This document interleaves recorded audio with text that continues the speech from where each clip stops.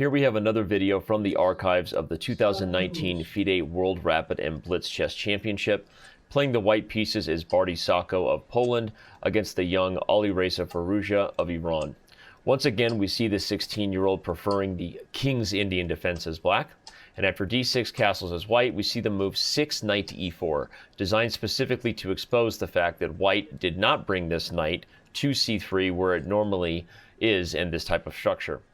Now, after the move queen to b3, we see the first lady in front of the queenside pawns a little awkward, and so Alireza decides he's going to develop with a tempo, exposing the fact that the queen left that pawn behind. Socko defends it with the rook, but Alireza's unique ability to recognize combining different types of ideas here starts to come into play. He plays a5, and we see the makings of a Queen's Indian style approach with a knight on a4 and the idea of binding down the queen side that you don't always see in a King's Indian move order. But because white has brought the queen to this side of the board, she's available to gain some tempi on. Now, Socko goes into a think here because it's not exactly clear how to deal with it, and ultimately decides on the slightly dubious move a3. Queen to e3, getting the queen out of the way is better, as the analysis at my blog at Chess.com shows. After a3, Alireza doesn't have to be asked twice to play a4, immediately exposing this square as a long-term outpost, which is exactly why I said that a3 was a mistake. Now, after queen to c2, Firouzja goes into a think before committing to f5. We suddenly see not only the markings of a King's Indian combined with a Queen's Indian idea, i.e. the Fianchetto in a4, but now also a Dutch Leningrad style approach, with black really trying to grip the center. The move knight to c3 offers an exchange of that knight, and it's understandable that Socko would take back with the pawn, because he wants the queen to be here to ultimately support e4. But Firouzja plays queen e8, and just like a Dutch Leningrad would tell us, you want to create the potential for all of these pawns to support a big pawn push, and maybe even something special for Freddie Mercury over here on f5. Socko plays the move e4, which is a principled idea to try to open up the light squares whenever your opponent is in, as I said, a Leningrad Dutch-style structure. But Firouzja is ready for this and plays the very enterprising move knight a5.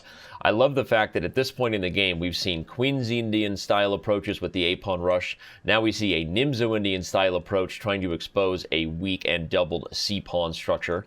We've seen the Leningrad Dutch expansion over here on the king side, and it all started with a King's Indian development that Fianchettoed this dark square bishop.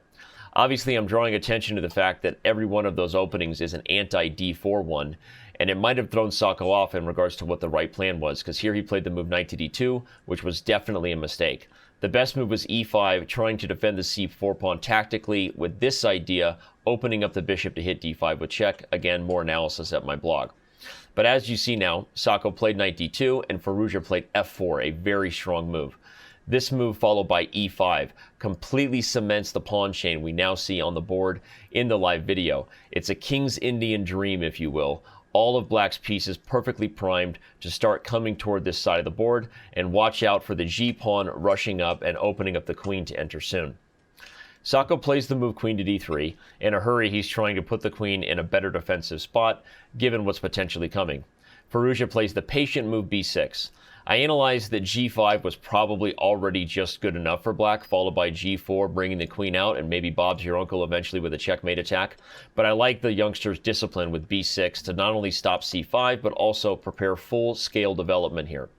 Socko plays the move g takes f4, which is a move only a mother could love, exposing the white king and only helping Firouzja's attack eventually be dominant. As you can see, he takes back on f4 with the rook, and after the move knight to f1 to attack, simply retreats back to f7.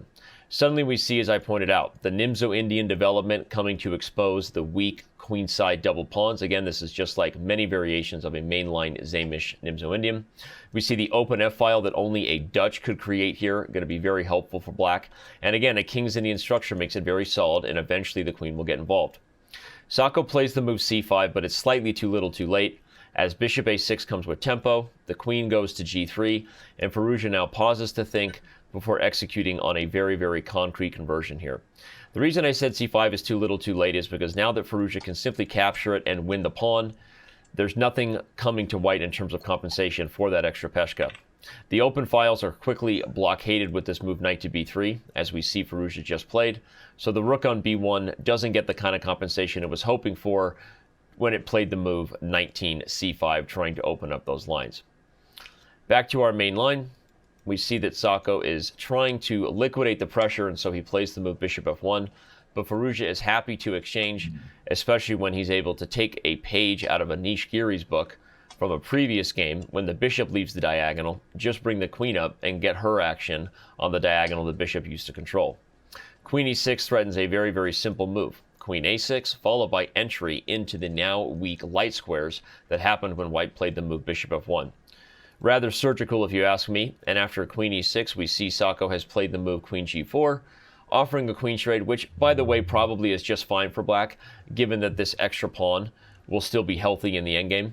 But because it's doubled, he may not have the best winning chances, and he doesn't want to give his opponent a chance to draw.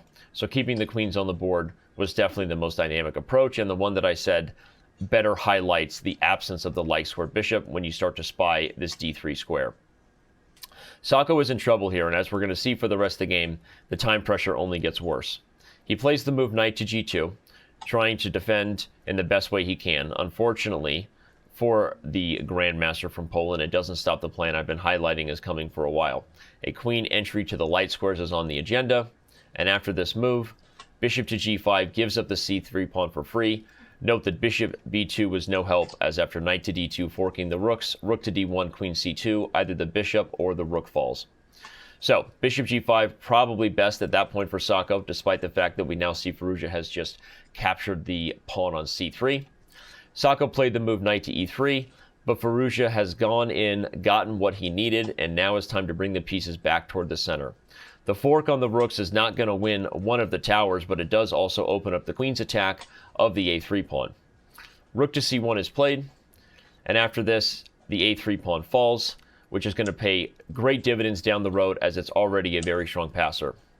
Rook to d1, knight to f3 check, king to g2. The time scramble for Socko is getting real, and Firouzja does exactly what you should do on the f-file, which is double rooks when you have a target like f2 waiting for you.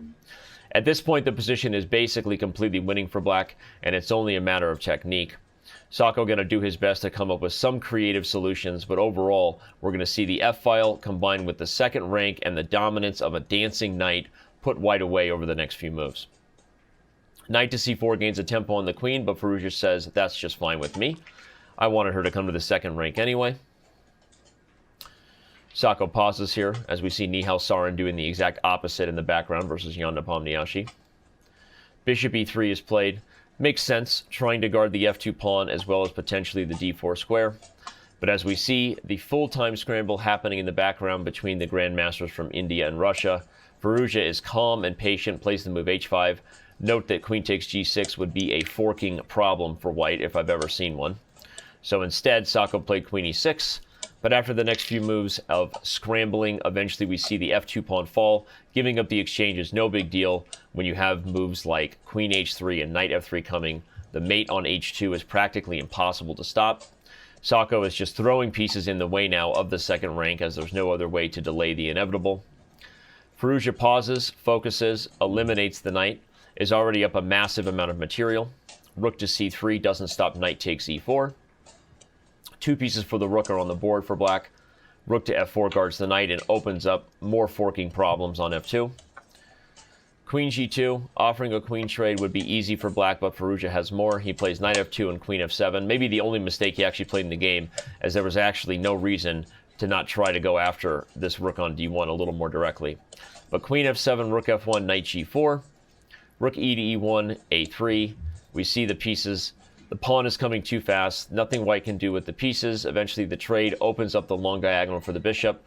Firouzja puts the knight on e3, and we know a new queen is coming. He makes the disciplined technical move, which is just to get the queens off the board, as now it's forced, given that there's a checkmate threat on g2, and so Socko resigns. As I said, though, probably you could have already gotten a queen, and earlier there may have been other options too. We see Socko kind of frustrated there by the paparazzi following Alireza. Not only does one camera there just fall on his face, but as we can see here, as our camera backs up, we had multiple other media in their position to grab Alireza Firouzja's games.